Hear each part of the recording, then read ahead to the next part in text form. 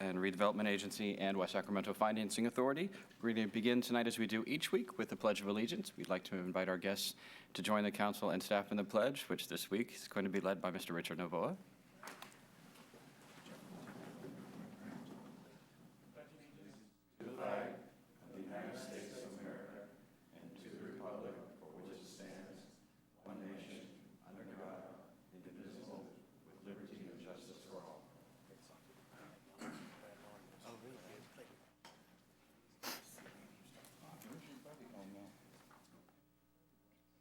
The council did meet in the closed session this evening to confer with our real property negotiator regarding negotiations on parcels 745 and 765 3rd Street and 1235 Harbor Boulevard, and no action was taken. That brings us to item 1A, which is presentations by the public on matters not on the agenda but within the jurisdiction of the City Council. We do ask that anyone wishing to address the council on this or any other item this evening to please fill out one of the yellow cards that's available at the front door and turn it into the city clerk. In front of the clerk is a timer that we use to make sure that everyone has a chance to be heard, and so to that end we ask that all comments be limited to no more than 3 minutes. When we get to our regular agenda items, we take the comment request cards up until the conclusion of the staff report. So once the staff report is finished and we begin the council questions and the public testimony, no additional cards should be turned in. So if you think you're going to want to testify about something this evening, get your card in as soon as you can, but certainly before the conclusion of the task force, the staff report. We also recognize that for some folks, nobody that I see here tonight, but for some folks, speaking in public causes some anxiety. And so we do ask that there not be any demonstrations or boos or catcalls or applause, and then we maintain a civil discourse here in the chambers. So with that, we have one request to speak under item 1A, and that's by Mr. Bill Lowell. And Mr. of our special guests. Okay, thank you, Mr. Lowell. Then we'll proceed to item 1B, which is council communications. Are there any, and assignments, are there any communications or reports this evening? Very quickly, Mr. Mayor. Mr. Kristoff. The West Sacramento Area Flood JPA met on August 12th, and we signed an agreement with HDR Engineering for $798,000. And in essence, what they're going to do is further engineering on the 3 sites that we've been talking about for some time. One of the interesting things about all that, what I really wanted to bring to the council's attention is some of the subs that they're using. Amaro Surveying is and a local firm, and the same goes for an engineering firm. I can't remember the name of the firm, but Mr. Locktiff is the principal engineer, and that name is very, very popular, and he was from the Bright area. And so I thought that that was very interesting. Also, one of the other interesting topics was one that I know is very dear to Mr. Beers, and that is we seem to be stuck between the Corps of Engineers and various state agencies over this vegetation policy. And so with DWR, Water Resources, and the other California agencies versus the Corps, we're really walking a fine line, and staff is really trying to find some common ground with both sides of that particular issue. I see that the city of Sacramento and on the Natoma levee over there, they've had some favorable results as far as getting deferred from the Corps of Engineer, deferment from the Corps. And we think that that will lead to very positive things on our side of the river also. But it's something that we're working on, and something that we just haven't let sit on the back burner, so to speak. That's it. Okay, thank you, Mr. Kristoff. Mayor Pro Tem Villegas. Yeah, thank you, Mr. Mayor. On August 11th, the Sacramento Regional County Sanitation District met, and now it's become kind of routine that we get updates on the status of the Delta and how it affects the Regional Sanitation District and our permits, and because it's all kind of connected. But so we're getting updates on a regular basis. I know the mayor has repeatedly shared with the council the results of what's happening as it pertains to the Delta Protection Commission, but the one of the things that I just wanted to continue to bring up to the council, and that is an issue that we have worked on forever here in West Sacramento, and that is the the discharge permit, the MPDES permit that we struggled with for many years with our own treatment plant, and the State Water, Regional Water Quality Control Board in terms of getting our permit and getting the approvals without getting fines and navigating through that very complicated process. The region, since we're now part of the regional district, we're also up before the State Water Quality Control Board for our tentative permit, which I think is likely to get issued this month. And staff seems to think that it's highly likely that we are going to be required to go to higher levels of treatment, which means higher costs. And so we're tracking that very closely, but as a result of all of the work that's been going on, there's going to be a stakeholders group meeting on September 14th, I think it is, to share information about kind of what's happening with that. But I wanted to continue to bring that up and keep that on the radar for the council, because these are issues that we've been tracking for many, many years, and they haven't gone away. So I just want to share that with folks. That's it. Thank you, Mr. Villegas. Any other reports? One report from SACOG. We're going to take up tomorrow a couple items that came out of my Transportation Committee. The first is the greenhouse gas targets. We're charged with developing recommendations to the state for our greenhouse gas reduction targets under SB 375. And we're going to be, the board's going to take up tomorrow a recommendation to set our target at 7% in the year 2020 and 16% in the year 2035, reductions from 1990 levels. That's pretty consistent with what the LA, San Diego, and Bay Area regions are proposing. We're going to be asking the state Air Resources Board to set the same numbers for all the major metropolitan regions. They are insisting, and that you know, we can't disagree too much, that Butte and some of the other, Monterey and some of the other regions of the state don't have the ability to achieve the same reductions that the urban regions do. But we don't want to be in a different position. Even we think we know we can beat LA, San Diego, and even the Bay Area, but we want to have the same target so that when we beat them, we get something for it, as opposed to having a higher target. We do better than them, and yet we still fall short. So that's the big priority coming out of tomorrow's session. Is to make sure that those targets get to be uniform. Those targets are achievable with only minor changes to our land use and transportation plan regionally. The other regions are having to make massive changes because they didn't do blueprints. They did much less ambitious efforts, and so they're making major changes to their land use policies, but we don't think we're going to have to do anything all that significant on the land use side. We will continue to make changes on the transportation side in line with the blueprint piece. So that's coming tomorrow, and then the other piece is we're moving forward, and Mr. Beard is probably aware because the air districts are sponsoring this with a modification to our regional truck diesel engine swap out program that we started a decade ago, I think now, where we essentially help truckers, farmers, and others who have old dirty diesel engines purchase new trucks or new farm equipment that meets today's standards. And we've typically just scrapped the trucks that we've gotten. Well, as the program's gotten farther and the trucks have gotten less and less dirty that are being taken out of service, some of them have value. And so we've been working with air quality officials in other states, and under this program, certain of the highest performing of these diesel engines that don't meet our standards, but meet the standards in other states that have different kind of air quality requirements, can be sold there, but we will have a stop on their registration so they can't come back into the state. And they can only be sold east of the Rockies. The committee that I chair at SACOG has been spending a lot of time on this because it's and we don't want to be dumping dirty engines and pollutions into other places.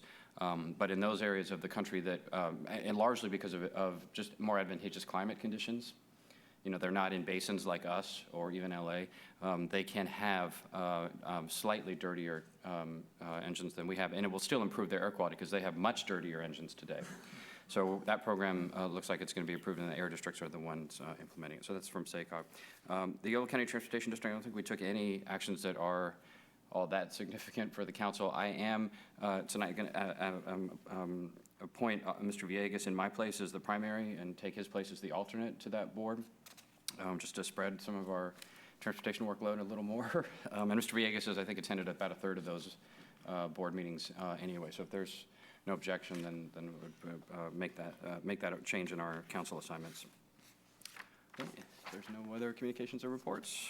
We have no other appointments to boards and commissions this evening. Item 2A is a presentation of a proclamation recognizing the Sacramento Gold Soccer Team for winning the 2010 National Premier Soccer League Championship. Is there a motion on the proclamation? Second. Been moved by Mayor Pro Tem Villegas and seconded by Mr. Kristoff. If there's no discussion, all those in favor, please say aye. Aye. Aye. Any opposed? Hearing none. That motion carries unanimously. If I can ask Mr. Novoa and the whole team to come to the podium.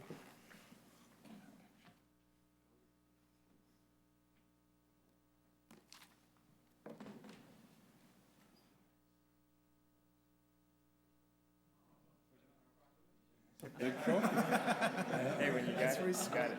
That's very sweet. Wow. Why don't we come over here?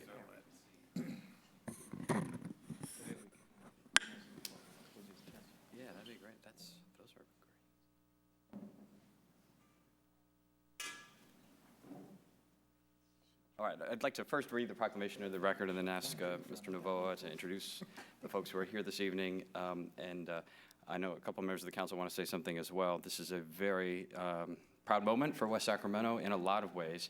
The moment that we're celebrating tonight is the championship, but more important is really the heart and the effort and the commitment that brought this team here, that built this team, and the community spirit that supported the team, and the players and the staff and the management that have made the team already successful. And so this is just icing on the cake. It's a lot of icing that fits in here in these trophies, but it's much more significant than even just the championship. But we want to take tonight's championship honoring to mark the significance of the whole year. So if I'd like to read the proclamation into the record. This is a proclamation of the City Council of West Sacramento recognizing the Sacramento Gold for winning the 2010 National Premier Soccer League Championship. Whereas the National Premier Soccer League is the successor of the Men's Premier Soccer League, which formed in 2002. And whereas the NPSL is sanctioned by the U.S. Adult Soccer Association and as an affiliate of the U.S. Soccer Federation, the ruling body for soccer in the United States, and FIFA with the world's ruling body for soccer. And whereas Richard Novoa and Ruben Mora, both members of the Mexican-American Soccer Hall of Fame, teamed up in 2009 to purchase a franchise from the National Premier Soccer League and bring semi-pro soccer to Sacramento. And whereas the Sacramento Gold was named after the former Sacramento Gold of the American Soccer League in the 1970s. And whereas the Sacramento Gold provides an opportunity to play soccer in an elite league comprised of national team, former and current university and college, foreign, amateur, former professional, and youth players.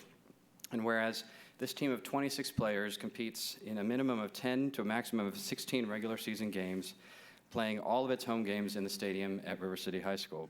And whereas the Sacramento Gold, led by head coach Rick Caldwell, won its first national championship in its first year on July 31st, 2010, defeating the Chattanooga FC 3-1 in front of 1,080 fans in Madison, Alabama.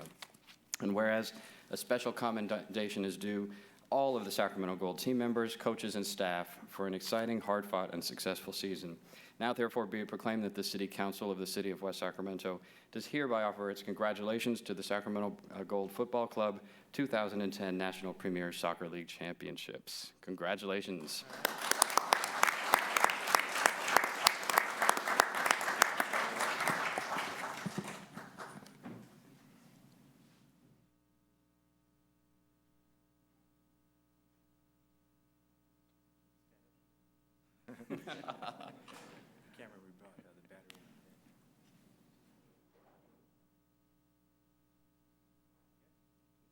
Great. I want to introduce Richard Novoa, who is the man behind all of this, along with his partners and teammates.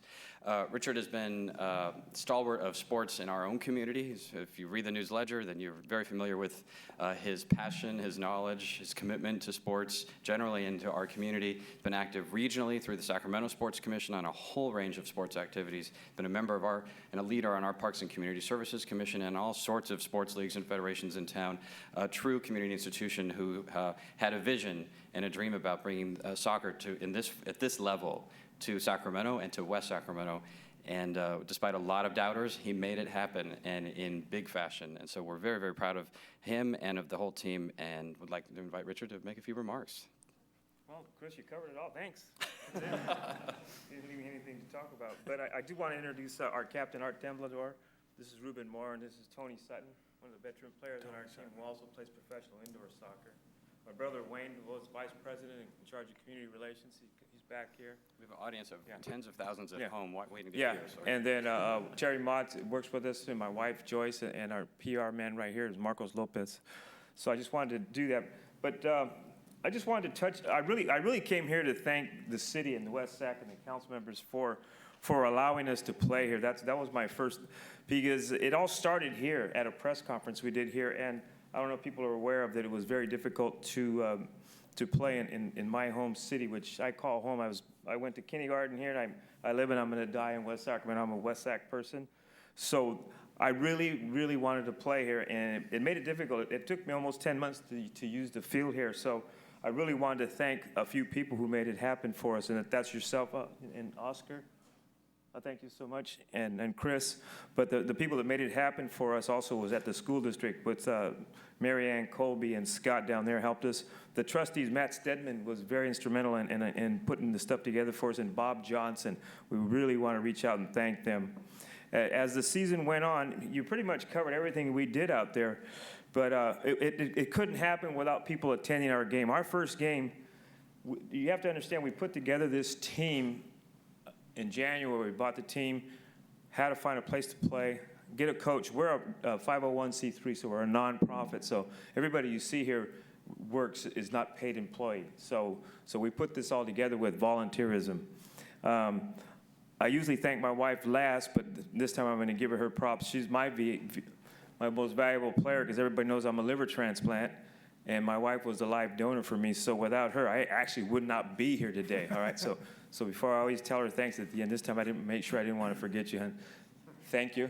All right. But some of the people that made it happen for us here was the fans that come out and watch us play. Our first game we played in a rainstorm at River City High School. We sold 22 tickets. We charged $5. We sold 22 tickets. So you can see that, we tried. Our last game was a playoff game against San Diego, and we actually had 1,352 fans come through the gates. Now, that was, to me, that was the most successful part because we actually finally got the community involved and engaged in it. What it's all about is not so much the professionalism of soccer, it's getting out into the community and showing what a beautiful game soccer is. And I think that's one of the most pleasant things I had this season. Rick Caldwell, who, again, was our coach, did a tremendous job. He's a licensed coach out of Stanford. He came in and just took these kids together. And I call them kids because I'm all older than all of them, but the average age is around 25. Most of them, this league is built around college players. So the season starts when they're eligible to play, and they go back to school in August 1st.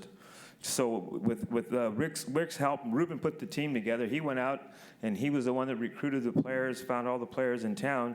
And it's remarkable that we could actually end up winning the NPSL, which is made up of 32 teams nationwide, and they break us in 4 regions.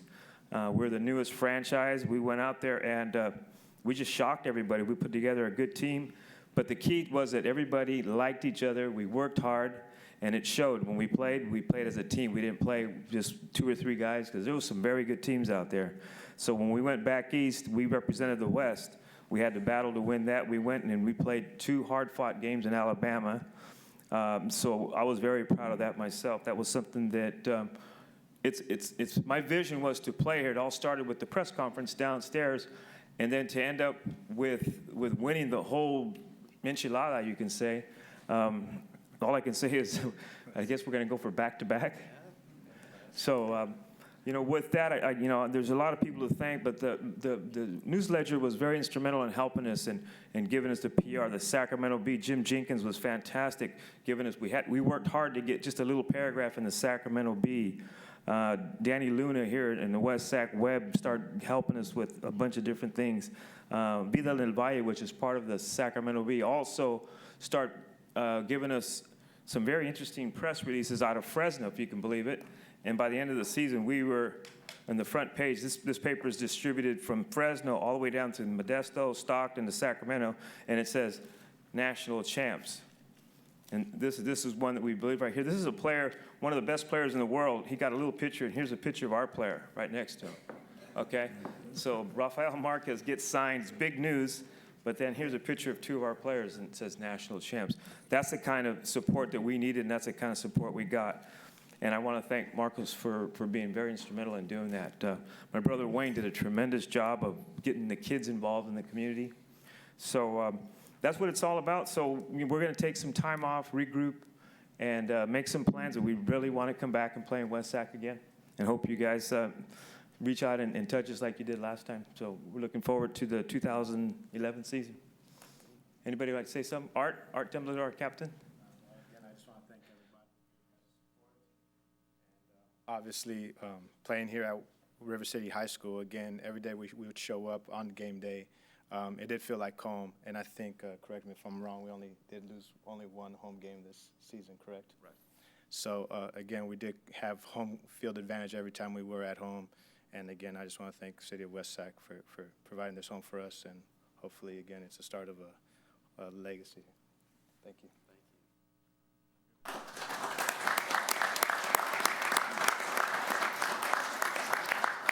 Did you miss anything, Chris? Are we okay? All right, thank you so much. Thank you guys. Hey, Richard, you got to take advantage and just lift that trophy up over your head like you worked hard as you did and you earned it, man. You got to at least. There you go. Nice. There you go. With a couple of you. Yeah. There you go.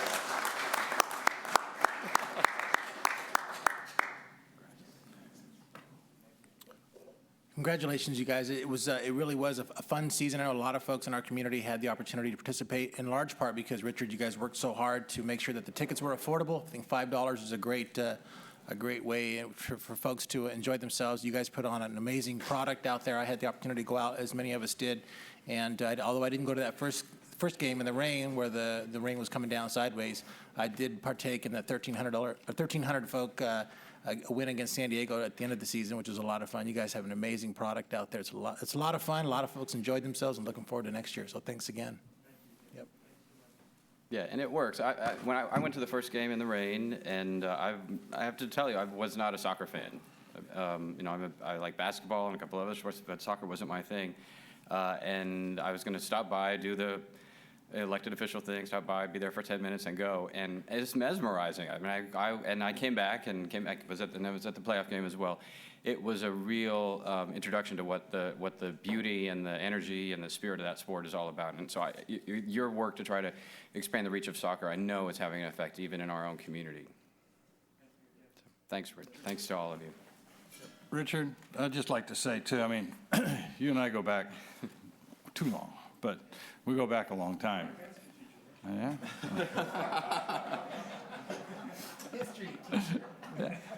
Well, anyway, we go back a long time, and you've been a stalwart to this community. And you and your team, you should be very, very proud of what you've accomplished.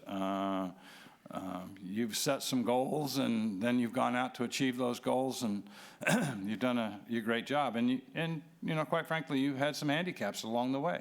You've had some bumps, but you've overcome them, and you've done what you've done, and really appreciate what you've done for this town. I know that. Thank you, brother. So, and I just want to point out the two winningest sports teams in the region are both play here in West Sacramento. The River Cats and the Sacramento Gold are the region's top sports teams. All right, thank you so much. All right, that brings us to the consent agenda, which is items 2 through 4. Items on consent for separate consideration, or any question or comments? Okay, it's been moved by Mr. Beers and seconded by Mayor Pro Tem Villegas. All those in favor, please say aye. Aye. Any opposed? Hearing none, that motion carries unanimously. That brings us to item 5, which is a public hearing and first reading of ordinance 10-12, amending chapter 17.14 of the West Sacramento Municipal Code, making changes to the zoning administrator function. Mr. Ricola. Yes, good evening, Mr. Mayor and members of the council. The proposal before you tonight would allow the city zoning administrator the ability to act on certain discretionary land use entitlements without seeking the approval of the Planning Commission. The proposed amendments that you have before you would increase the city's ability to act quickly and efficiently on minor land use applications. Now, since the Planning Commission, or since the City Council workshop we conducted with you about a month ago, The Planning Commission conducted a public hearing on the proposed changes about 2 weeks ago. At that meeting, there were comments regarding how the fees will be determined and reviewed, some clarification on the resolution, and there was some confusion as to what applications will actually be handled by the Planning Commission and what will be actually handled by the zoning administrator. Those issues were resolved to the satisfaction of all members of the Planning Commission, and the Planning Commission recommended unanimously that the changes that you see before you tonight be adopted by the council. Now, about a month ago, the City Council raised 4 issues, which are summarized on the bottom of page 2 of the staff report. A particular concern was that given some of the recent events in the community, what safeguards will be in place to assure adequate public notice of a pending minor application. And staff is proposing before you tonight that for all zoning administrator application, that neighbors within 500 feet of any portion of the parcel be notified of the application as soon as it's received by the city. In addition, if there are no comments received, the zoning administrator will be able to approve the project quickly. In addition to notifying the planning commissioners of the action, city staff are proposing, in addition, that we would post all decisions of the zoning administrator outside of the back of the Civic Center. So with that, I'd be happy to answer any questions that you may have on the proposed amendments. Are there questions for staff? All right, seeing none, we'll open the public hearing on item 5. No request to speak, but it's a public hearing, so does anyone wish to address the council on item 5? Seeing none, we will close the public hearing. Turn it to the council for any further discussion or motion. All right, Mr. Beers has moved. Oh, sorry. Okay, I thought you wanted to speak. And Mr. Johansson is seconded. Seeing no further discussion, all those in favor, please say aye. Aye. Any opposed?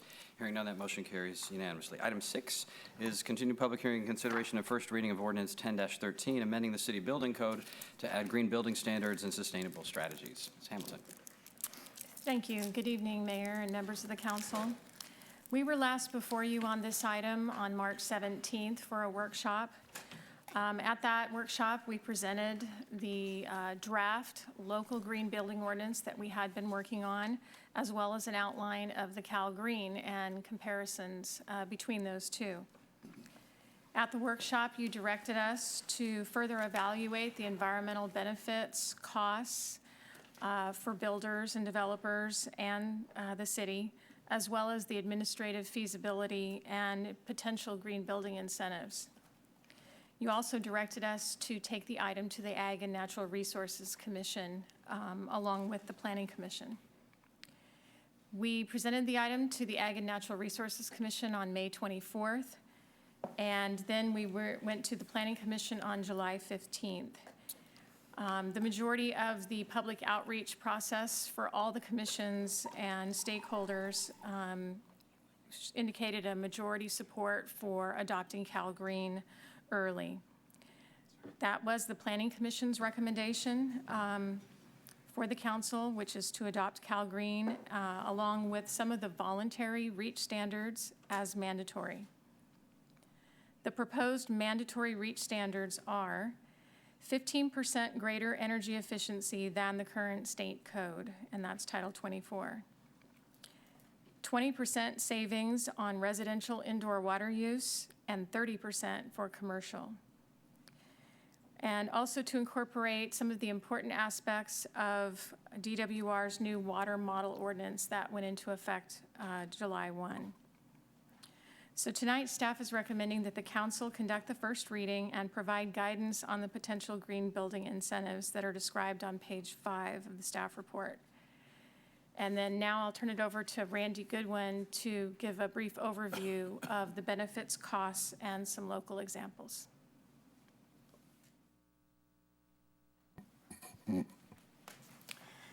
Thank you, Charlene. Good evening, Mayor and Council. Construction costs for green versus conventional buildings were quantified from a number of recent studies, as well as a study and cost-benefit analysis sponsored by PG&E and performed by Gable and Associates for the city of West Sacramento. The references, excuse me. The references in the slide before you are from the book Greening Our Built World by Greg Katz. The data set that was gleaned from the book included 170 buildings, of which more than 3/4 in the survey had green premiums of between 0 and 4%. The largest portion of those, 69, had a green premium of between 0 and 1%. These studies have shown cost to a project or a green premium is minimal if the project team is engaged early in the incorporation of green design. Studies outlined in this report have shown a typical 0 to 2% green premium for LEED Silver. Many of these costs can be recovered in the first few years through increased operational efficiency, added building value, and increased rent due to green building enhancements. There are local examples, including Nugget Market, Tony's Fine Foods, and Cal Stirs. The green features incorporated into each of these projects were incorporated primarily as a business decision based on the long-term savings offered by sustainable green design and construction. That concludes our report, and I'm happy to answer any questions. All right, are there questions for staff at this time? Mr. Johannesson. Yeah, Randy, what is the impact on the ordinance that we're putting in place on tenant improvements?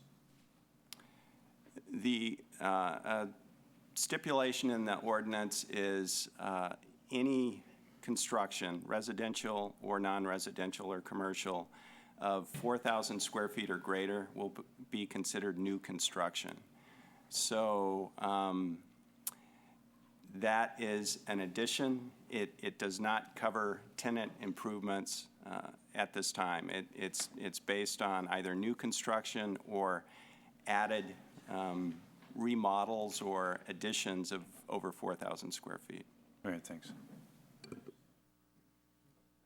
And the timeframe that you've given us with respect to this will require, if we adopt it, will require concurrence or ratification of some kind from the State Building Standards Commission, and you are trying to get that scheduled for when?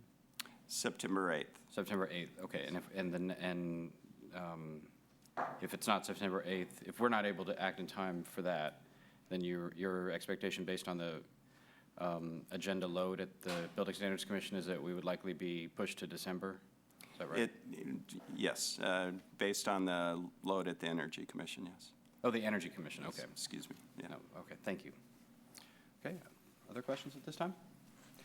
All right, then we're going to open the public hearing on item 6, and we do have a few requests to speak on this one. First is by Mr. Lowell.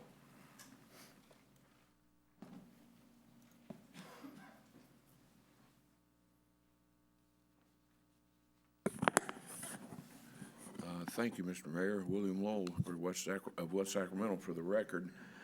I noticed we are considering, I guess, greater efficiency for kitchen faucets and dishwashers. And I was wondering about the low-flow toilets, 1.6 gallon toilets that would save water, I would think. And I was also wondering about, it says, let's see, I was also thinking about when you say low water consumption irrigation system, I think that probably includes better landscaping so that when we water our lawns, the watering is such that it doesn't tend to go out into the curb and stays in the ground and does its job like it should. And also I was wondering, are we considering anything like upstairs showers and bathtubs with holding tanks in between where that water can later be used for toilets? And I mean, we are talking about saving water, so anyway, I thought I'd add those little bits in there. Thank you. All right, thank you, Mr. Lowell. Scott White with the Sacramento Builders Exchange.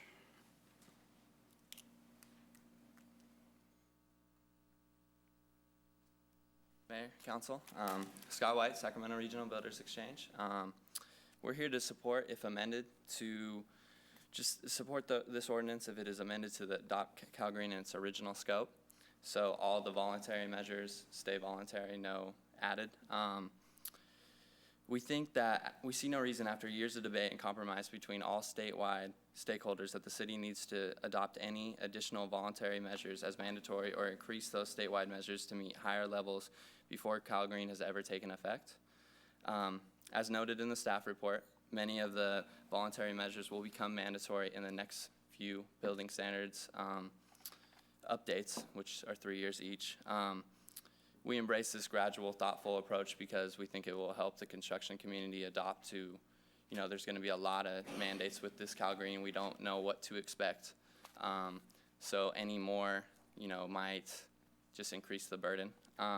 However, we do applaud the council for adding all the multiple green building incentive options that we think if a lot of these are implemented, it will help, you know, just an amazing amount in reaching, you know, green building efficiency and helping our community and construction community.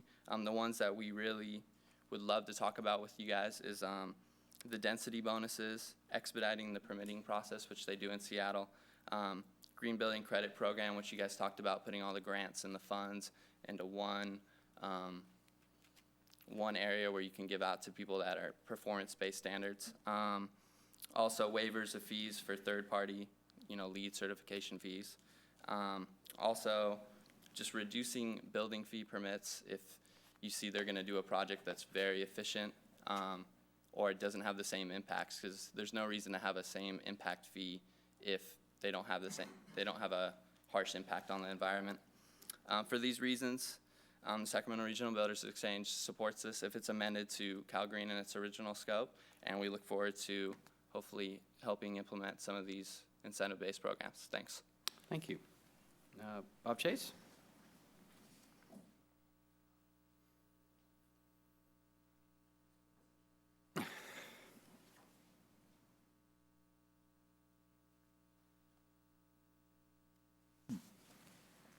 You had 2 crutches yesterday, so you must be doing better. I'm getting better. The other one's still back there. Oh, as a- okay. As a Sorry to hear fallback.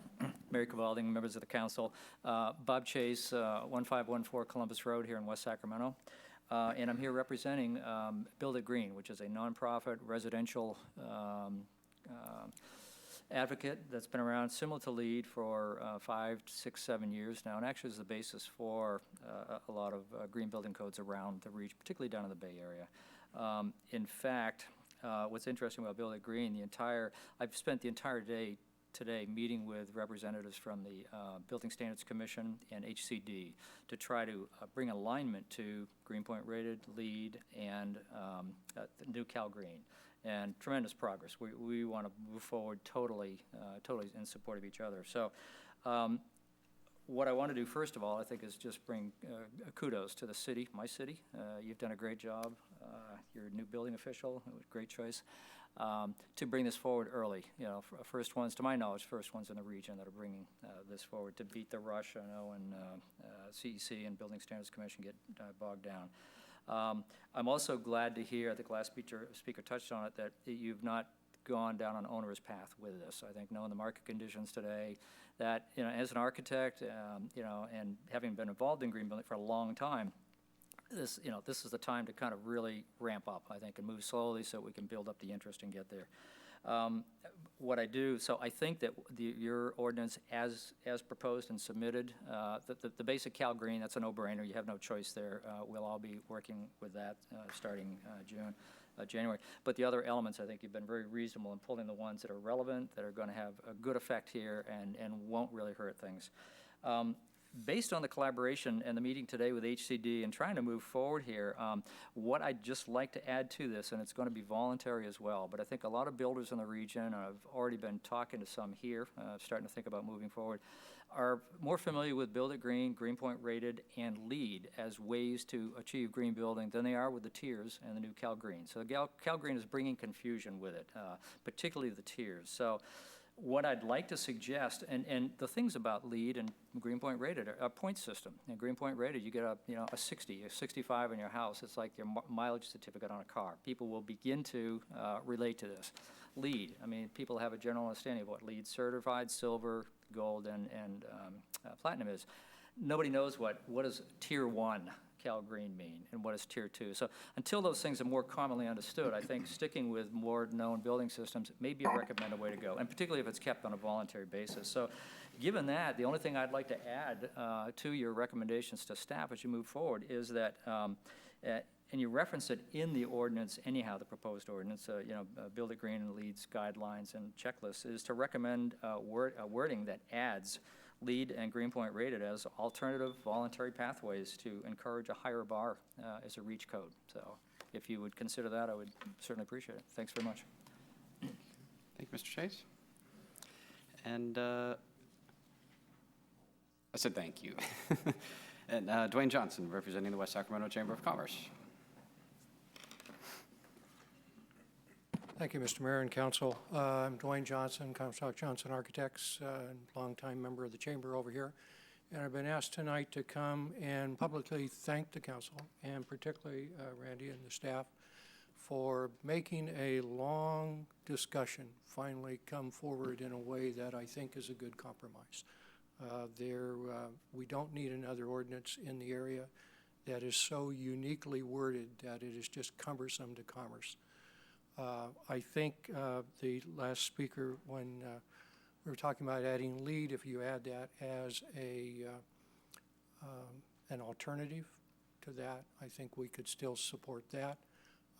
We did not want to see a required LEED or the city staff having to interpret how to get so many LEED points, as was discussed as we went through this. So keep it simple. The architectural profession will be familiar with the code as we get going.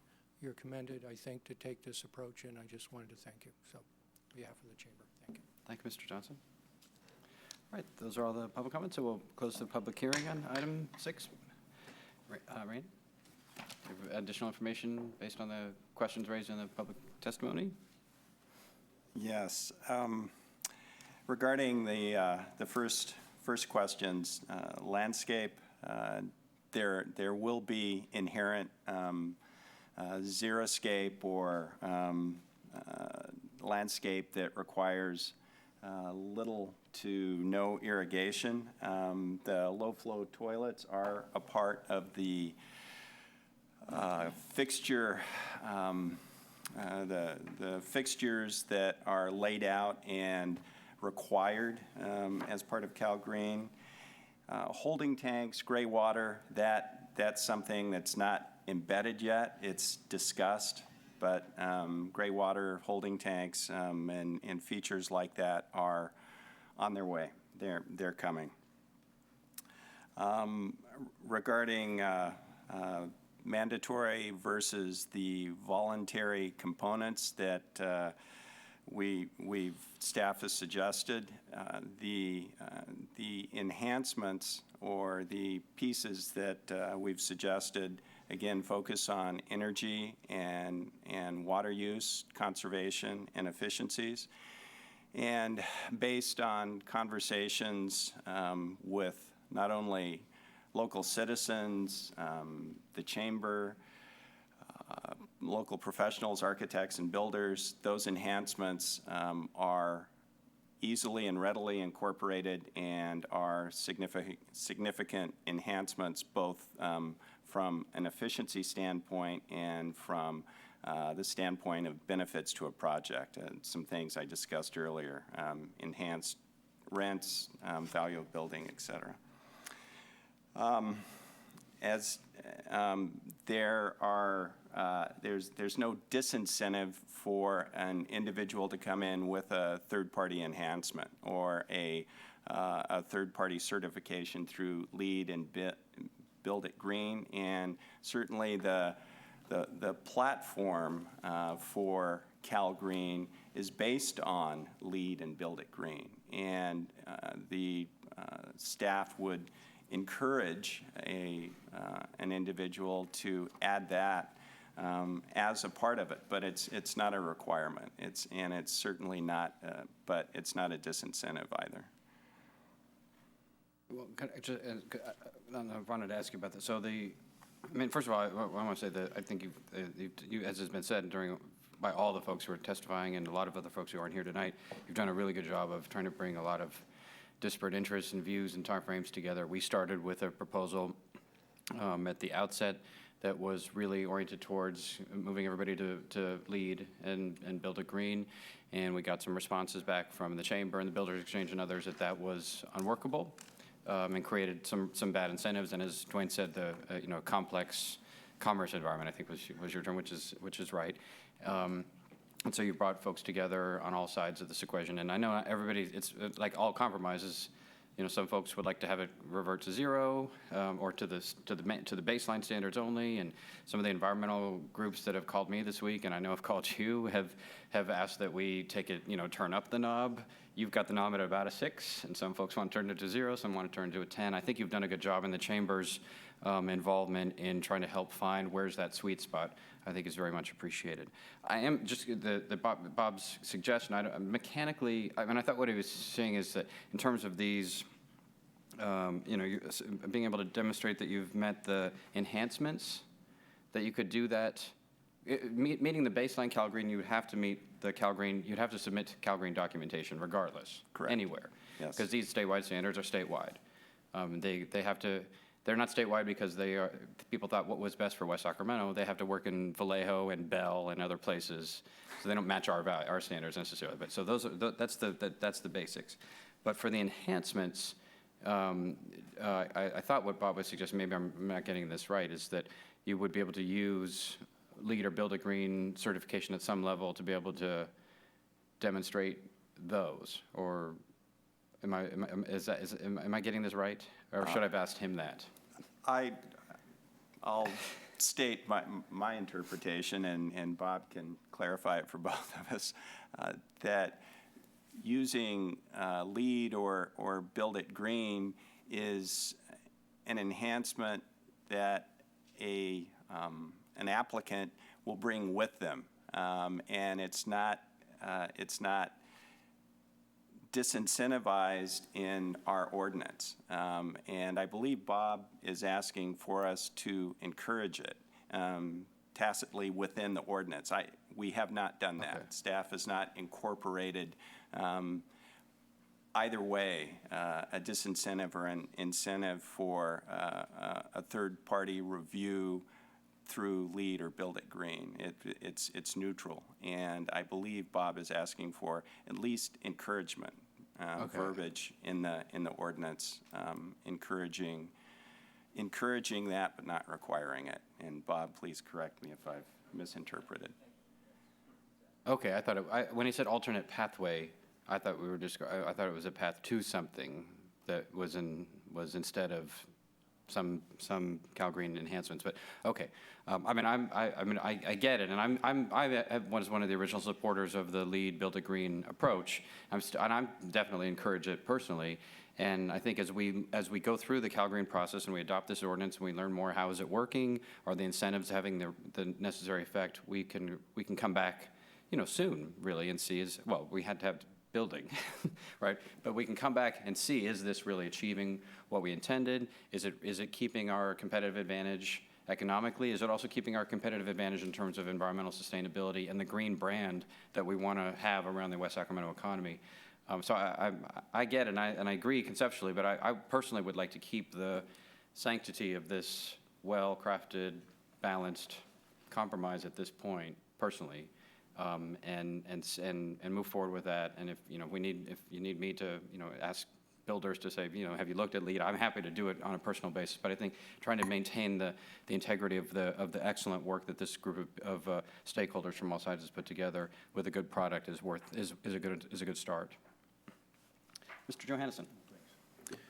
Yeah, I could just maybe augment a bit of the mayor's comments. I think when we first started looking at this, we had concern that was expressed in some of the members of the audience that in this environment, we have to be very careful about mandates that increase costs. And the feeling here, I think, among council is that when we come out of this environment, this challenged environment, we should be lean and mean and ready to compete effectively and not have built-in costs that are going to price us out of the market. So I, too, would like to applaud staff in getting this together and also working with the different industry groups on something that seems palatable. There definitely seems to be encouragement in the development community to do this and to take the lead on this for the bragging rights and some of the other advantages they have of developing in West Sacramento, which is becoming more green. I too would like to stick with what we have here. And as far as the additions of the Tier 1 and Tier 2, I'm okay with that, but I'd like to see if we could find a way to incentivize these to extent they're cost neutral to the project developer. We've done that to a certain extent. There's a lot of really good examples of what we could do. I'd like the staff to follow all 4 of these, or all 5 of these mechanisms for incentivizing. But I know staff has gone through the City of Seattle's structure there, and they've got a huge system of incentives. And it's not just city incentives, for example, shortening times for permits or reducing impact fees or things like that, but they brought in regional partners to help partner for the incentives, for example, the local power district. You've got, for example, one of the additions here is the 15% energy conservation issue. Well, the likely candidate for that would be working with PG&E or whoever the local providers are to see if we can create incentive packages through the private sector that would flow into this and make that pretty much cost neutral. The others are more water conservation. In fact, I think all the rest are water conservation. Some have to do with outdoor sprinkling and not using sprayers on anywhere except for lawns, and, things like that.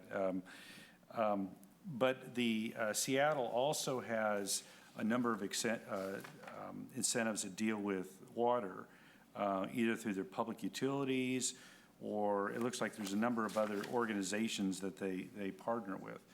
So I would encourage staff to really focus in on these incentives and maybe do a little more community outreach to see what else you can dig up in terms of throwing at these projects. So to the extent we can achieve a higher level of efficiency, to see if we can basically make those cost neutral.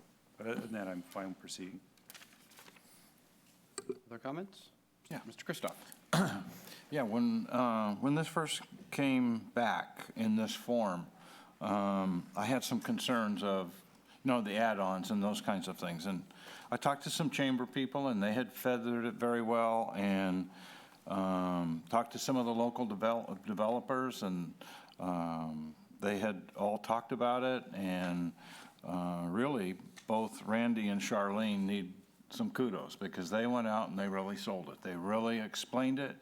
They simplified everything so that in essence it is one-stop shopping, so to speak, and people aren't going all around. And I too would like to just go ahead and move forward with this ordinance. Everybody seems to be on board with this, and if we need to tweak it later, well, we can. But I mean, at the same time, we can move forward with this, and a bunch of this stuff is going to be mandatory December 31st to start with. So I mean, but at the same time, I think we can move forward on it. And I just wanted to pat you two on the back because I know that when I hear that out in the community, it's not always a lot of good things to say. But at the same time, this one here, they did have a lot of good things to say about what you and your staff has done. Super. Thank you. Mayor Pro Tem Villegas. Yep. Thank you, Mr. Mayor. I would echo exactly what Councilmember Kristoff just said. Randy, in terms of the impact, is there at all any impact, or what would it be for, say, somebody down the street who wants to add a room or a second story or something like that? How does this apply? I mean, all the things that are in effect would continue to be in effect, effectively not changing anything, or is it, I mean, other than? For a residential addition, unless it's over 4,000 square feet, which I don't think we've ever had one of that size, it would not affect it. It would not be regulated by by Cal Green. Fair enough. Well done. You guys deserve the kudos. It's a good document. A lot of work has gone into it. Mr. Beers?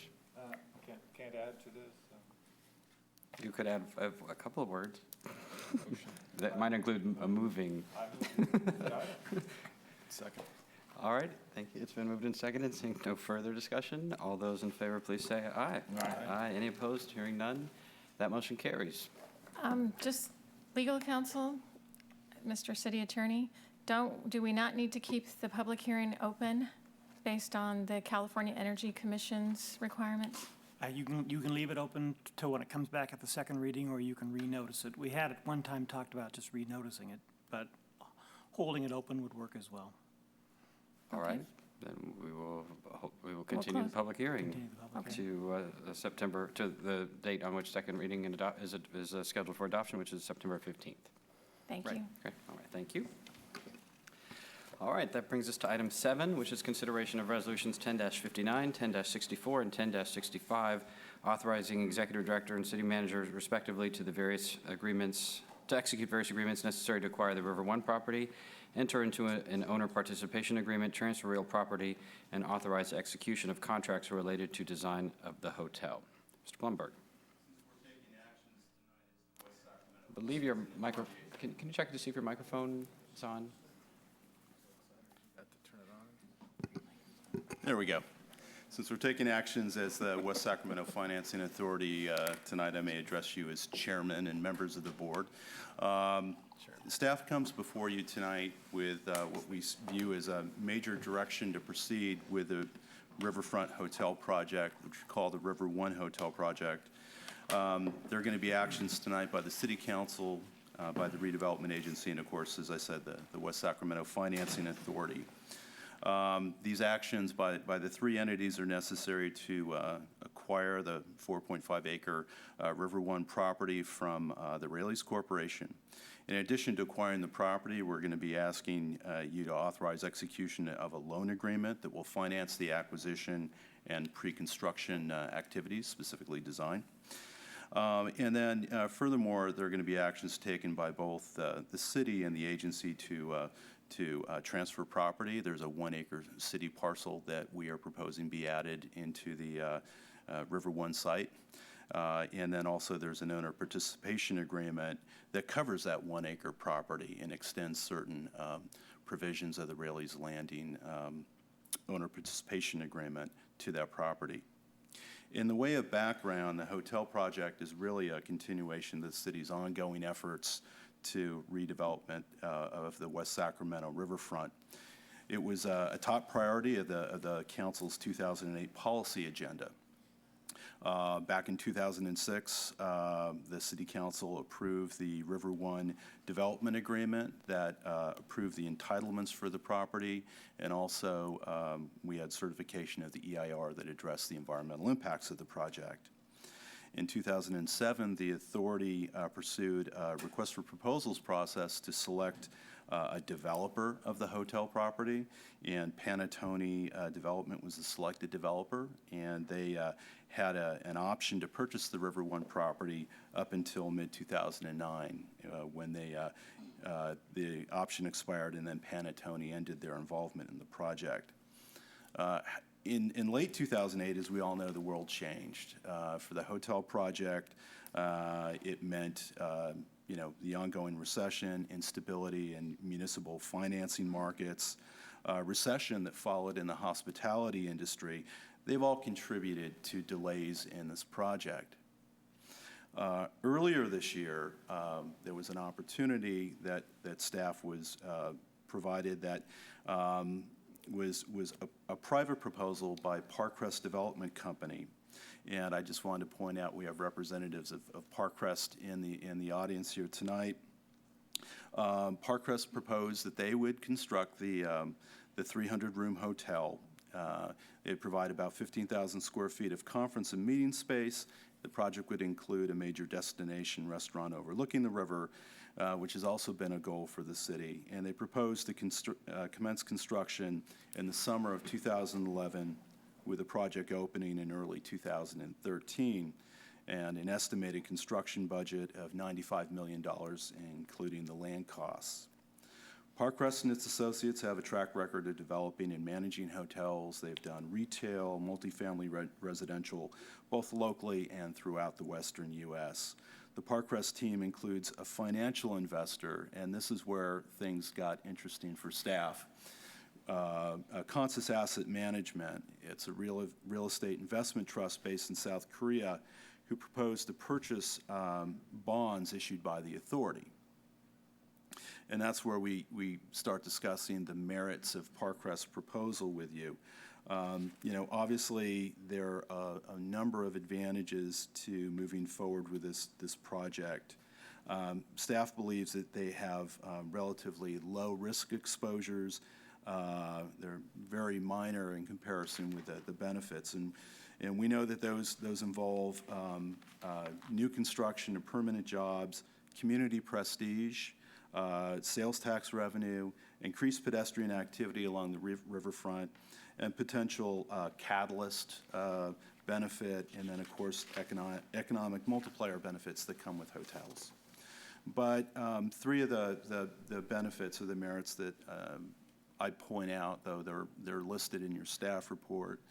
For the authority to move forward with the River One project, we've got to obtain site control. You can't start designing a hotel. You can't pursue financing unless you get control of the site. And what Parkrest, along with Consus, is proposing to do is to advance the funds to purchase the property. And as well, they're proposing to advance the funds to design the hotel. Those are two major obstacles for this project to move forward. And the actions you're taking tonight would advance both the site acquisition and funding of pre-development costs. Also, Consus investment includes the use of Build America bonds, or BABs as we call them.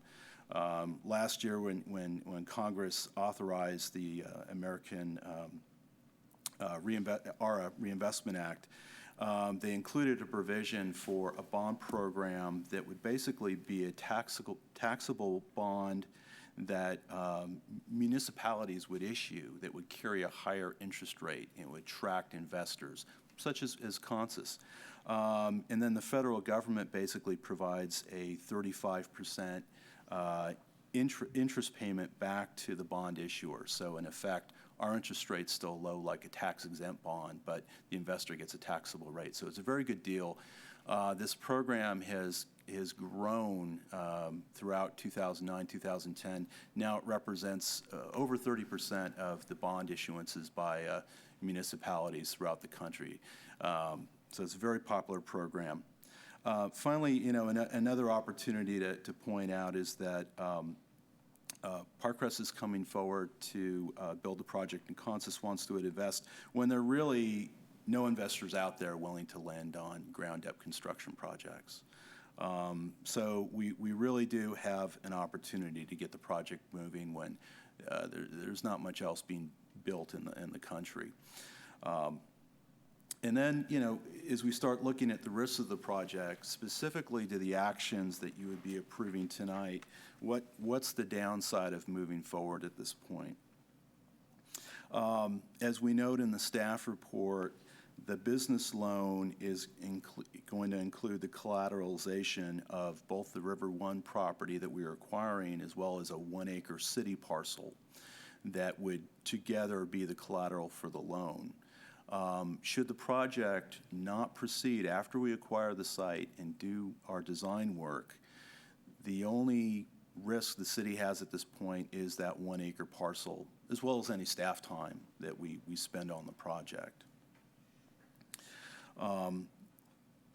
On the other hand, if the land does go with the River One parcel, it likely would stay with whoever owns the property in the future and be part of that development site. As we move forward in the future, we know that there are concerns about the economy, and that there are those issues, the concerns about a double-dip recession, whether the hospitality industry would be hit again like they were last year. But we would note that in the future, when a construction contract would come back to you for approval, we would put in measures that we believe would, again, minimize the risk. We'd have mechanisms like a guaranteed maximum price construction contract, not to exceed. We'd have also conservative contingencies built in. We'd have performance bonds for the general contractor that would all provide both Consus and the authority with a level of comfort that once begun, the construction would be completed. Beyond limiting its own financial risk, we've looked at ensuring that the money's there. Lots of times you get these projects moving forward and then the investor is not there. Well, we do have a signed business term sheet with Consus that provides their commitment to the project, as well as letter of credit from their bank that says the money's there. So, another risk that I think we're mitigating is that we know the investors are there. They're ready to buy our bonds. With that said, the actions tonight are really to approve acquisition of the River One property for $9,576,230, or approximately $48 a square foot, which we think, compared to what land was going for in that area at the peak of the market in 2008, it was going for about $100 a square foot. We feel that the price is reasonable. We're going to ask that the city approve the conveyance of the 1 acre parcel and that the authority receive that 1 acre property that will be, again, it's added in as collateral to the business loan, and it would be added into the development site as part of the hotel development. We'd ask the authority to approve the loan agreement in the amount of $12 million to fund the two activities we mentioned. And then also there's an owner participation agreement on that 1 acre parcel that basically extends the tax increment sharing provisions that were approved as part of the Raley's Landing owner participation agreement. So in other words, Raley's would get tax increment off of that 1 acre parcel. And then finally, we're asking authorization to use some of the proceeds to advance the conceptual design of the hotel, and we would be bringing that design back for your approval. The next step, should the authority, the city council, and the redevelopment agency approve the resolutions attached to the report, is we would come back to you before the end of the year with design of the hotel. The design has to be approved by the city council. The authority would need to approve the guaranteed maximum price construction contract, and that would include the contractor team and all of the elements of that team. The authority would approve the hotel operator agreements. We're now in negotiations with the hotel operator. We've been trying to complete those negotiations. Once we do, which we anticipate will be in the next couple of months, we would reveal the name of the operator. And then also the authority is going to have to approve the private placement agreement with Consus, which is the agreement whereby Consus purchases up to $100 million of bonds issued by the authority. So with that said, that completes staff's report. Again, the actions before you tonight move us to the next step. Staff would be coming back before the end of the year with another round of major actions to further the project. All right, are there questions for staff at this time? I do. Paul, so right now we don't have a specific hotel. That's correct. And if I read this correctly, then the authority has a lot of decisions to make between now and the 31st and then after we in essence, choose a hotel. I mean, there'll probably be some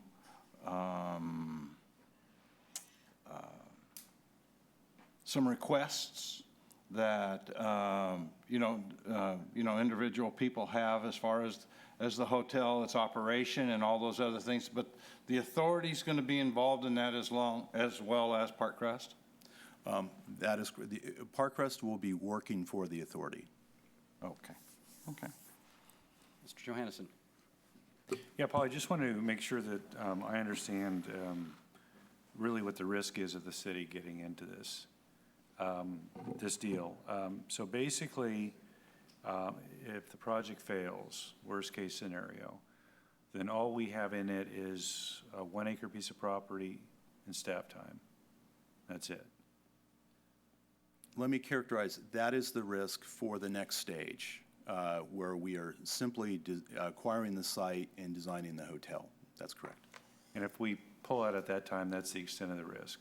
That is the extent of the risk. Okay, then if we continue, then we have different risks. We have different risks. There are construction risks. There are risks once the hotel opens with the economy. But then the risk would also be limited to the extent possible. Okay. In other words, if I could extrapolate, our letter of intent and our business terms with Consus say that the financing of the hotel will not require a general fund or redevelopment agency guarantee of that debt service. Yeah, that's going to be absolutely important. So, so we have the ability, if things go sideways, to pull the plug at each of these stages. Correct. Okay. Now, this 1 acre piece of property, it's the off-ramp. It's the current off-ramp from Tower Bridge Gateway onto West Capitol. So it's a right-of-way, which we would typically we would abandon if it's a public road or off-ramp of that nature, and there's a development project happening next to it, and we're no longer using the road. We would typically abandon the parcel to that property in most cases. It's not. This is not a piece of property that we had been holding for long-term development. Right. That is correct. Yeah. Okay. In terms of its ultimate value, it's difficult to envision it being developed in any way other than as part of this parcel. It's a long, skinny parcel. Yeah. Yeah. Okay. Gotcha. Understood. Okay. We do have a couple of requests to speak on this item, so we'll proceed to those. And the first is by Bill Lowell.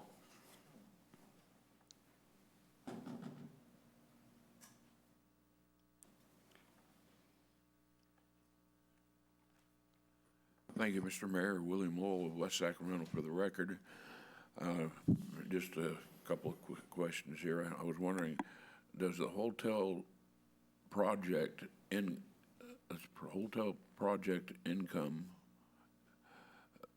hotel project include program for dealing with homeless folks who are now camping out on the riverfront or nearby?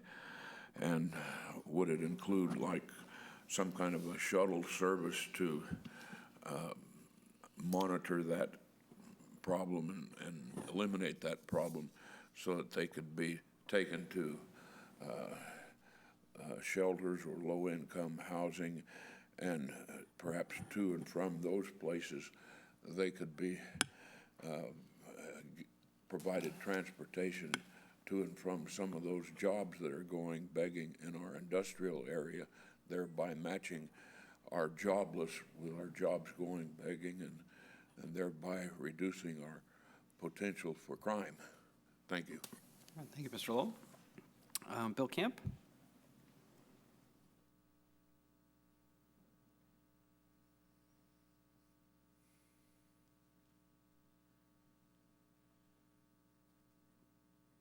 Thank you, Mr. Mayor. My name is Bill Camp. I'm the Executive Secretary of the Sacramento Central Labor Council. We think this is an important vision about the future of West Sacramento. We praise the City Council for thinking this through, putting together a proposal that we think makes this West Sacramento community a critical part of the whole hub of this regional economic development. Our assessment is that this is a good use, a high-value use. Our concern is whether or not the people that will work there will have an opportunity to have a voice at their job. The city has an investment here of substantial nature, and we think it's legitimate for the city to protect its investment by asking for a labor peace agreement with the people who will be the operator. We've done this in other parcels that were developed in other cities, particularly in Sacramento. We think it's a smart policy. It protects the taxpayers and their investment, and we think it allows for a smooth transition from the construction phase into the operations of the facility in an effective and positive manner. So we'd urge the City Council to pursue a policy that allows the taxpayers of West Sacramento's interest to be protected through a labor peace agreement, which would ensure that there's no labor disruption and of the work that this excellent decision opens up the opportunity for. We appreciate the opportunity to address the council on this issue. We look forward to hearing from the council as it proceeds. Thank you. All right, thank you, Mr. Camp.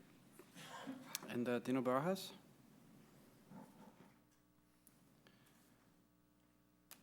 Good evening, Mayor, council members. My name is Tino Barajas. I'm a representative with the Hotel Workers Union, Unite Here Local 49.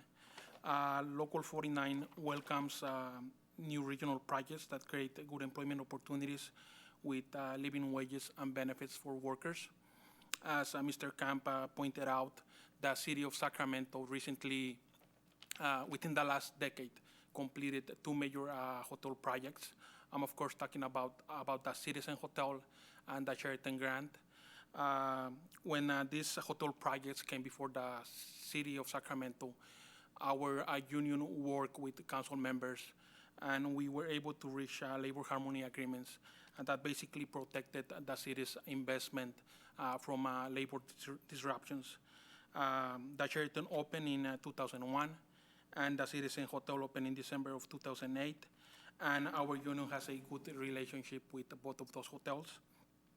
We look forward to meeting and working with each of you to make sure that this hotel project lives up to these principles and not only creates good jobs, but protects the city's investment and maximizes the city's revenue. And I thank you for your time. Thank you. All right, those are all our requests on this topic. So, Mr. Bloomberg, do you have additional information based on the questions and comments raised during the public testimony? No, I don't. What about Mr. Lowell's questions about some of the design considerations? I'm sure the hotel operator will be as concerned as Mr. Lowell is about security and safety in that area. The shuttle, we were hoping for the streetcar, but I'm sure there will be shuttles. There's going to be a streetcar. What are you talking about? Maybe yes, maybe no. Give it the program, Mr. Blumberg. All right, so then we'll return to the council. And just for members of the public, or either here and at home that are watching, this must seem like it's just come not out of nowhere, because as Mr. Blumberg has explained, we've had this on the wall in years past. It's part of the EIR that we approved. It was contemplated as part of the River One development before, and it was part of the dream for the Rayleigh's Landing project at the outset. So it's been a long-term plan of the city, but because this sort of complex arrangement requires a lot of property negotiations in particular, and no one in their right mind does property negotiations in the press. Because you can't bluff people. It's just like, show your cards at poker to the reporters that are in the room. And so those components have required an extensive amount of work by the council in closed session, but particularly by our attorneys, our real estate professionals, outside consultants to help protect the city interests financially and otherwise. And so, although this is a major item for us to be taking up without lots and lots of items in weeks past on our agendas, this did not come out of nowhere, and there's a reason why, in terms of protecting the citizens' financial interests in the community, that it couldn't be part of a council meeting previously. So are there questions at this point now that we've had the public testimony on this Comments or questions? Comment. Mr. Johansson? Yeah, thank you. Yeah, thank you, Mr. Mayor. This is, for me, this was it's a tough decision. It's not the best of times to be, at least it hasn't been the best of times to be building anything. You know, there's a lot of economic assumptions that are going into this project, none of the least whether or not we're going to have a double dip recession, and the indications are that's not going to happen. My concern was really, I mean, it's a good project. It's something that would be great for West Sacramento, but West Sacramento doesn't need a black eye for a project that doesn't make it. So my concern was really looking at to make sure that this has every advantage to proceed and to be successful. We're under a really tight time frame. We've got to do this by December 30th or 31st for a lot of these issues, but as was clarified by staff, we have the ability to pull the plug during that time. And all in all, I think that our risks are manageable. I mean, there is a risk in this project. There's a risk to both parties. I think from the city's perspective, we have a small piece of property that we potentially could lose. It's probably has limited value. We have some staff time that goes in, but I think the benefits outweigh the risks in this situation. One of the prime concerns on people's minds right now is job creation.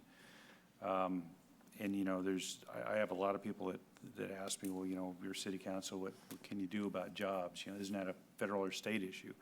Well, it's not. I mean, you know, this is ground zero for job creation on projects like this. So to the extent that we have an ability to put this together, to the extent that the financials are reasonably optimistic, and we have our risks mitigated, I'm prepared to proceed based on a lot of the things that have been brought up. Nonetheless, this would be a catalyst for the riverfront. We've got a lot of other things going on. This would be a centerpiece on an area that we're really going to be focusing on for probably the next 10 or 15 years. But what I would like to see is that we proceed cautiously. And I'm ready to pull the plug at any time if this thing goes sideways. And my concern is that I don't want the city, the redevelopment agency, or the finance authority to be put in a position because we're up against a deadline. We're starting to make concessions that aren't on the table right now. So I want to be, as a council person, apprised of those situations when they rise, because we really don't have any time here to fool around. We've got to get this together. I think that's it. I think you know, I'm supporting moving forward with this at this stage, and I'd like to be closely monitor the situation as we move forward. Thank you. Mr. Kristoff. Yeah, just a couple comments. First of all, to not only the people that are here, but the people out there in television land that are watching this, this is a big deal. This is a very big deal. This is a very, very important, semi-risky kind of a business investment that will take West Sacramento really another step forward, to give us another step forward if it all works out. And I think it will work out. I mean, and that's the reason I'm going to support it. I think we've crossed enough T's and dotted enough I's, and I think that the council's really, in the comments that I've heard in the past, is that we'll do our due diligence. If it becomes where some other things want to be extrapolated at another time, the council's willing to pull the plug, because what we have to lose is a piece of property. So I think that the authority will work with Park Crest very, very closely. And I can tell them from where I sit now. Mr. Camp had made some comments, and I want you to take all that serious, because it is serious for me. It's very serious for me. And so I think that We need, if we're going to all move forward with this, I mean, we need to take the whole village with us. Everybody has to go. And that's you, that's us, folks out there, the workers, people that construct it, you name it, whatever it is. And I think we can get it done. And I'm really looking forward to, I know it's been a goal of the city, I'm going to say for 25 years, because to put a hotel on the river. Mr. Rayleigh, I think, had the original idea to put a hotel there. And he did have one there. It wasn't of the quality that, of course, this will be, but we don't have a hotel yet. We don't know who it's going to be. We guess, we think, and all that other kind of stuff. But so we're trying to put some of that stuff together. And as the authority moves forward on that, then we will be making decisions on other kinds of things. So it's been a long time goal of the city, and really, really look forward to seeing if we can have the quality kind of project that West Sacramento has expected. And we'll see what we can do. Mr. Beers, you have to go last. I just can't say how excited I am about this opportunity.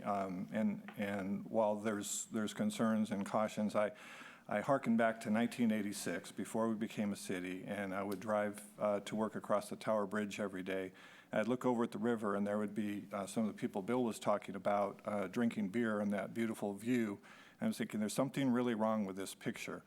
And it's taken us a long time to get to this point where we can actualize, the vision that's been articulated for our riverfront since the beginning of the city. So, in terms of goal, this is right on par with everything we're doing. In terms of the business of running a city, frankly, this has been a priority item of the council for 3 to 4 years. We've had potential opportunities kind of come and go, but we actually at one point in time, about a year and a half ago, put down a set of requirements to staff that said, look, you have to meet all of these requirements, or we just want to stop this. We don't want to waste any more staff time on a project that's really never going to come to fruition. And among those was no general fund exposure, has to be a first-class hotel, has to meet a lot of standards. And I tell you, when we got this staff report, I couldn't believe we actually were able to achieve that. And I think that tells me two things. One, that the council, by being united, does control the destiny of this project. And so we made very strong requirements for our staff. Staff conveyed those to the business people that are sitting out here in the audience and willing to make the financial commitments. And so we can move forward, and there's clear reason to do so. And I'm fully prepared to support this project.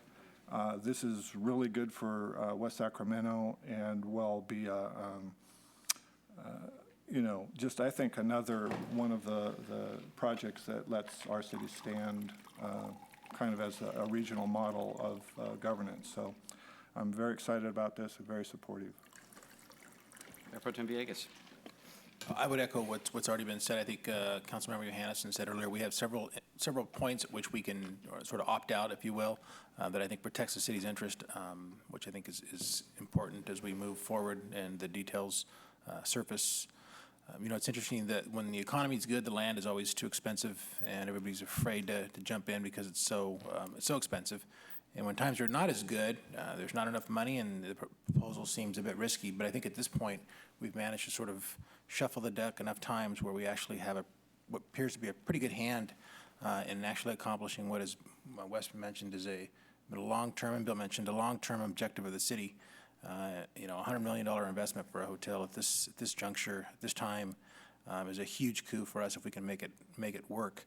And so I think what staff has done is an amazing job of sort of putting together a lot of moving parts still but I think it does make sense. I think the ups, if this thing works, when it works, will certainly outweigh the downs that are laid out before us in terms of our risk. It seems like everybody here has a little bit of skin in the game, but I think the ups for us and here in West Sacramento, not to mention the jobs. I mean, I think everybody's been talking about that repeatedly, and to the extent that we could get that kind of investment on our riverfront right now would be a huge coup for us, and would create the kinds of jobs, quality jobs that we're looking for. I would echo what Councilmember Christoph said in exploring a policy. I don't know how far we can go with it, and I certainly don't want to make any commitments up here, but at least exploring Mr. Camp's comments earlier this evening and see to what extent we can address that as well. But I think it makes good sense, and I'm looking forward to the next steps here. I'm supportive of this too for a lot of reasons. I do think it's important to be transparent, right? It's a lot of folks, as they started to hear about it today, they're like, "Wait, how are you doing that?" I mean, nobody else has been able to do this in the region, and although I think there's some value to maintaining this mystique that there's some magic here, it's not magic. I mean, there are some key reasons why this is possible and economically feasible and desirable for us to proceed with. One of them is that we have done a lot of the prior work already. If we didn't already have all of the zoning and the planning and the EIRs and everything else done, we couldn't do this project today. So that's a key part of it. And so having the longer-term vision from even the prior recession extending to today has been really critical to making this possible. And the other is the Build America Bond program, which we don't have any control over, is a key piece of that, which hasn't existed for very long. And if in other cities and places that may not be able to move quickly enough to take advantage of the program, and in this particular instance, a investor, not an American soil investor that has a financial capacity and financial requirements that are consistent with that, that most projects can't do domestically. And so, I mean, that's the magic, really, that makes this possible. And we have a business-friendly city, then, like Steve, when we get a good idea, we want to make it happen. So I think there are reasons for it. I think Mr. Johannessen's cautions are absolutely on target, and we need to be very attentive to those issues. And we do not, none of us intend to be in a place, if someone comes forward in November or on December 29th and says, well, this deal may not happen if you don't agree to another $5 million in this or $2 million in that we will be fully prepared to say, well, then the deal's not going to happen. It's got to be within the parameters that we have here, because what's extraordinary about this is that there is no general fund commitment. There's no city budget commitment to this project, no redevelopment agency commitment to the project, which is, very unusual.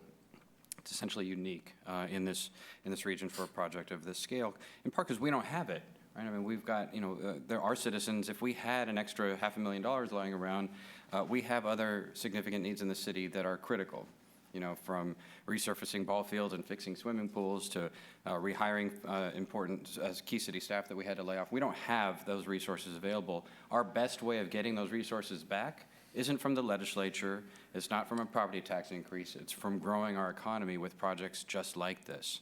And so I know for folks who will see this in the newspaper, the City of West Sacramento proceeding with a $100 million hotel project, and they're the first response will be, well, why can't they fix that pothole in front of my house? Well, one, we are fixing all the potholes. But two, this is our best chance. These kinds of projects of this scale in the Riverfront District are our best chance of growing our economy so that we can keep raising the level and the quality of services and amenities in our community over the long run. It's the only way that we can bust out of that. So it's really critical, and generating the jobs and keeping people in our city employed and paying their mortgages and shopping and eating out restaurants and all of that is really important too. And for a lot of folks that will be employed in the construction of this hotel, and as has been said, a lot of working families in our community who could potentially benefit from good paying unionized jobs at the hotel itself. So it's very important. We are paying close attention to this. I see Mr. Gaydon is here in the audience. He was a city manager when we did Raley Field. And if you are knowledgeable about Raley Field's financing structure, this is really not that different in the notion of having a separate authority, issue bonds, and then it's leased back to somebody to actually run the private operation. We know how to do this. We've done exactly this sort of project before. In fact, this is just bigger. When we did Raley Field, we had to go out and get some help to do a $40 million project. This project, $100 million, we're going to be able to do all on our own. We don't have to go hat in hand to the County of Sacramento and to Yolo County to make it happen, partly because we're better capitalized and partly because of the involvement of a single investor in the project. And so although it is complicated, as Mr. Blumberg has described, it is not a financing mechanism in essence that we have not done before. And we're familiar with how to make it work in a way that's fully protective of the financial interests of the citizens and the taxpayers of the city. And we have had an extensive third-party independent analysis of all of this as well to make sure that all those dots and crosses are on those I's and T's and that the numbers are all adding up and they're all conservative projections. And I want to be clear about the operator issue because we can't say who the operator is because those negotiations are still happening. But I don't want to leave the impression that we're proposing tonight to go build a hotel of this scale and still hoping somebody might be interested. We are in negotiations and in discussions and have essentially commitments of intent with a single operator. It's just that we cannot say who that operator is until they're ready to sign on the dotted line. So just to make sure there's no confusion that we are not just building a hotel on speculation that maybe somebody will want to operate it. This is all part of the arrangements that we've made. For citizens in the community, obviously the hotel will have all the impacts that have been said, even though most, those of us that live here don't need an extra room. People that are visiting us do. The restaurant, the first-class destination restaurant that will be part of the hotel is an important amenity, a long-desired amenity for the riverfront for our citizens. The place to have conferences and meetings and events and weddings on the waterfront is something that our citizens across the whole city have been long desiring. The dock, which has been a little but important priority for the city, for recreationalists, for folks who like to fish, for boaters. This agreement, although Mr. Blumberg didn't mention it, involves us tonight voting to acquire the primary dock that is in the water. Mr. Gaydon's finally smiling. The dock on the West Sacramento side, right across from Old Sacramento, which will be part of our efforts to try to create real access for boaters and for others to enjoy the in-stream benefits of the river as well. So that's an important advance as part of this project as well. So there are this is a very positive project, a good development. There are the important financial considerations and the risk mitigation and the risk assessments that have been identified by my colleagues here and that we've been spending 99% of our time on in bringing this project forward. But I'm very supportive of it and I'm excited to move forward. I know we've got some good partners who are prepared to advance the values that we've talked about tonight in terms of working families and the amenities and the value on the waterfront and its catalytic effect for the rest of our development. All right, are there any further comments? Pro Tem Villegas. Yeah, thank you, Mr. Mayor. Just to follow up, I think what the rest, or most of the council, I think, has echoed, and that is the ongoing check-ins. And I know this project's probably a little bit unusual. Well, not that unusual, but in some ways it is. And I think in terms of the check-in points, Mr. City Manager, if there's a way in which we can structure something that gives us that sort of periodic feedback as things progress, because I know these projects have a tendency to move very quickly, and then there's a lull, and then they move very quickly. And I think we want to make sure that as we're moving forward, there are some periodic check-in points. I know you're planning on doing that anyhow, but I think if we can sort of figure out a way in which that happens more frequently than it otherwise would probably give us the comfort we need. Yes, we would anticipate coming back several times before the end of the year, and then periodically as we go all the way through construction. And just so we're clear, that although the recommended action is that we authorize you to execute agreements for construction management and hotel operations, those are merely the interim agreements as part of that are essentially ministerial during this period. The actual agreements for construction of the hotel and the operation of the hotel with the particular brand operator will come to to the authority board, which is the city council. Okay. All right. If there's no further discussion, we adopt the I would move that we adopt the resolution 10-59. All right. Are we going to take do we need three separate votes? Is our three different hats? You could move the recommended action if you'd prefer. That would be fine. For all of them? Yeah. I would move that we move the recommended action as provided to us by the staff report. Okay, it's been moved by Mayor Pro Tem Villegas and seconded by Mr. Johannesson. Seeing no further discussion, all those in favor, please say aye. Aye. Aye. Any opposed? Hearing none, that motion carries unanimously. All right, let's get it done. Thank you. Thanks to the folks in the team and others who were here this evening. And we've got a lot of work to do, but a big, important, valuable project for the region, for the community, and for our people coming up. So thanks. All right, council calendar. Ms. Richardson? Yes, Mr. Mayor, there's a couple corrections to the calendar. On August 25th, the Up for West Sac meeting is actually going to be a strategic planning session from 4 to 7 p.m. It's listed at its normal time. It's 5:15 p.m. And we've had to move the West Capitol Avenue streetscape grand opening until September 10th at 11:30 a.m. due to apparently a shortage in supply of the striping material that goes on the street. So those are the only changes to the calendar. There's an international shortage, partly because China is consuming more thermoplastic paint than they used to, and partly because Dow Chemical has had a glitch in its production operation. So we are done with the road for the folks who are watching, other than the plastic paint that we cannot get thanks to China. That's great. All right, question on the calendar? All right, city manager report. Just a couple items. I wanted to alert the council that over the next few meetings, we don't have a lot of things coming forward. In September and October, we may look to consolidate in one of those meetings, but at this point, we don't seem to have a real heavy agenda. So just an alert there. But as far as we can tell, September 1st and the second meeting in September would both be scheduled, even though they're light agendas.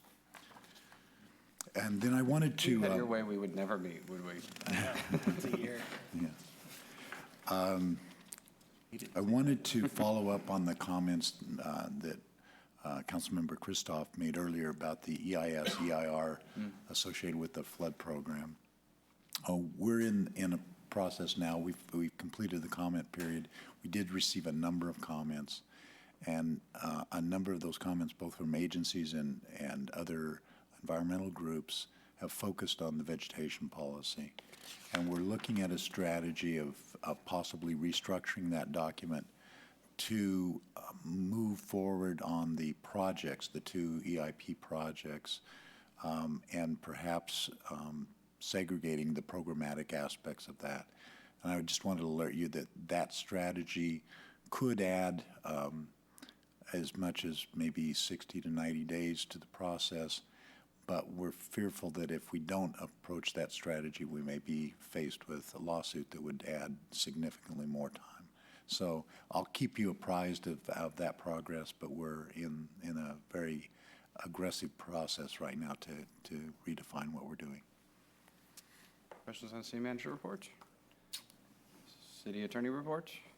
Staff direction from members of the council? We do have one future agenda item request in our packet. Mayor Pro Tem Villegas. Thank you, Mr. Mayor. If you've had a chance, I know it's in the back, so sometimes it's a surprise to folks. The request that I've placed on the agenda this evening essentially asks for us to direct staff to bring back a staff report that provides us with some options relative to our current policy regarding fireworks.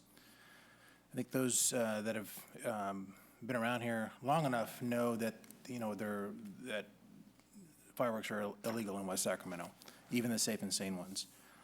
However, that same policy, given that the rest of the region fireworks are illegal, is a bit confusing for folks who don't know that West Sacramento is kind of carved out as a non-firework community. So part of what I've learned in the last few weeks is that there are obviously some ups and some downs to it, but there are more ups than I was aware of, and one of which includes revenue that can be generated community-wide for nonprofit groups, because you see the booths all over town.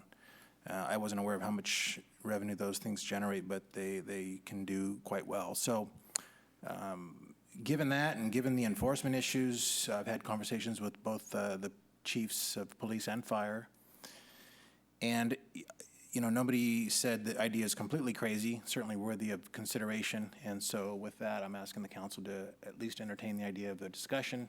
I didn't want to bring it up before the 4th of July. It becomes too passionate. There are folks who are absolutely adamantly opposed to it, and then there are those who think that it's a good idea. So I'd rather wait till after the fact and then maybe take it up when it's not so front and center, but certainly give us enough time to have the conversation in a thoughtful way before next 4th of July, because I think there are some opportunities that we could take advantage of relative to revenue and support for both police and fire as it kind of rolls forward that could be very advantageous for the community and public safety in our community. Mr. Ross, the standard question on these, the staff time, resources, commitment in order to bring this item to council.